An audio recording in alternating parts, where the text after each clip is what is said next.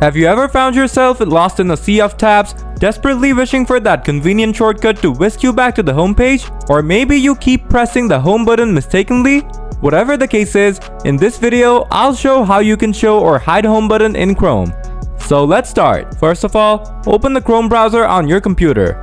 Then click on the three dot icon from the upper right corner of the screen. Next, click on Settings from here. After that, click on Appearance from the left side menu. Now if you want to see the home button, toggle on the Show Home button feature from here. And you will find the home button next to your refresh button near the address bar. You can also set a custom homepage for that button by entering the URL of the website here. But if you want to hide it, just toggle off the Show Home button option, and it will be gone. So guys, that's how show or hide the home button in Chrome on your PC. If the video did the trick for you, smash that like button. Want more tech tips? Just subscribe to the channel cause I've got loads of them coming. As always, thanks for tuning in and I'll catch you in the next one. Bye!